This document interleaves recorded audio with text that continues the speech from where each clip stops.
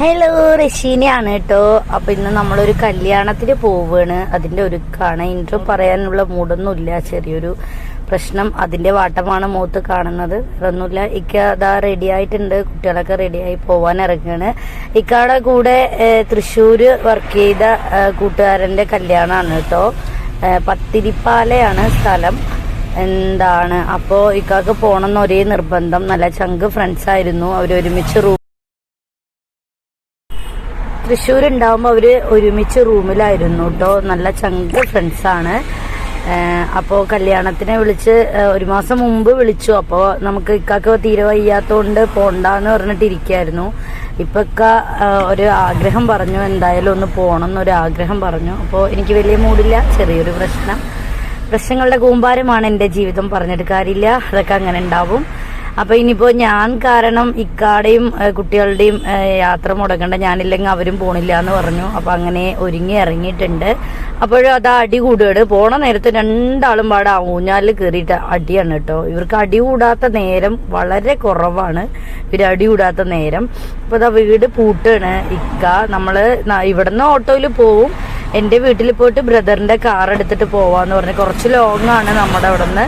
അപ്പൊ ഇക്കാനോട് ഞാൻ വേണ്ട, ഡ്രൈവ് ചെയ്യണ്ടെന്നൊക്കെ പറയുമ്പോ ഇക്ക ഒരേ ദേഷ്യത്തിലാണ്. ഇക്കാക്ക് പോണെന്ന് പറയണ്.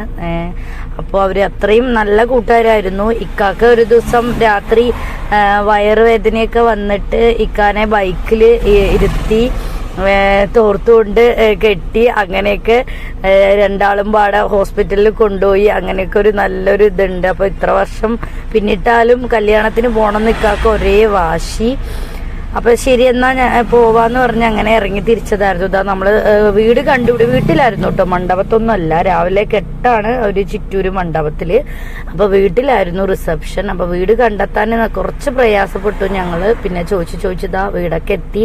കണ്ടോ, ഇക്കയും അവനുമ്പാടെ സ്റ്റേജിൽ നിന്നിട്ടാണെങ്കിലും നമ്പറുകൾ അങ്ങോട്ടും ഇങ്ങോട്ടും പഴയ ഫ്രണ്ട്സിന്റെ ഒക്കെ വാങ്ങുക, ഒരേ സംസാരം. അപ്പൊ ആളുകളൊക്കെ കൂടി കല്യാണ വീട്ടില്. എനിക്ക് ഒരേ മടിയായിരുന്നു കേട്ടോ.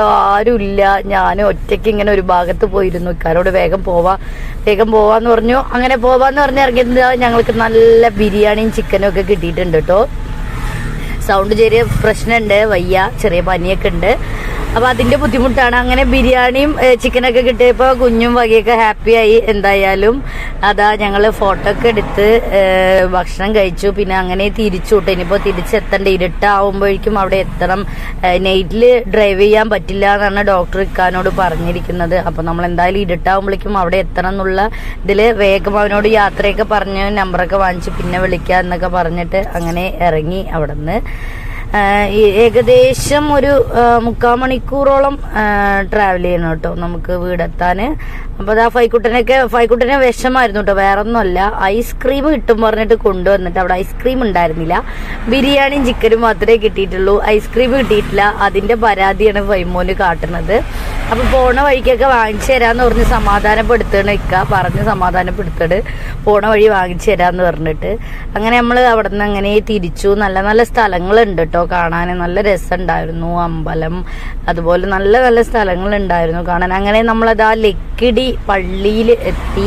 അപ്പോൾ അവിടെ ഒന്ന് ഇറങ്ങി കുറച്ചു നേരം നിന്ന് കുട്ടികളും ഒക്കെ ആയിട്ട് കുറച്ചു നേരം നിന്നിട്ട് പോവാന്ന് പറഞ്ഞിട്ട് പള്ളിയിൽ ഇറങ്ങി. അപ്പോൾ കുഞ്ഞു ഇതാ അവിടെയൊക്കെ ഓടി നടക്കുകയാണ്. ഇനിയിപ്പോൾ എന്തായാലും ഇവിടെ നിന്ന് കുറച്ച് നേരം ഇരുന്നിട്ട് നമുക്ക് പോവാന്ന് പറഞ്ഞിട്ട് അങ്ങനെ ഇറങ്ങിയതായിരുന്നു. അങ്ങനെ ഇരുന്നു. പിന്നെ നേരെ ഇതാ പോവുകയാണ്. നമ്മൾ വണ്ടി കയറി. അപ്പോഴേക്കും ഇതാ ഒരു ഐസ്ക്രീം കടയിൽ നിർത്തിയിട്ട് അവർക്ക് 2 ആൾക്കും ഐസ്ക്രീം വാങ്ങിച്ചു കൊടുത്തു.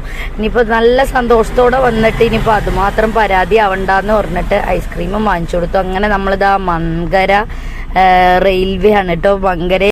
അപ്പൊ അത്രയ്ക്കുള്ളൂ ഇന്നത്തെ വീഡിയോ. നമ്മുടെ ഒരു കുഞ്ഞു സന്തോഷം. അപ്പൊ എല്ലാവരും ഞങ്ങളുടെ കൂടെ ഉണ്ടാവണം, സപ്പോർട്ട് ചെയ്യണം, വീഡിയോ ഒന്ന് ലൈക്ക് ചെയ്യണം, സബ് ചെയ്യണം.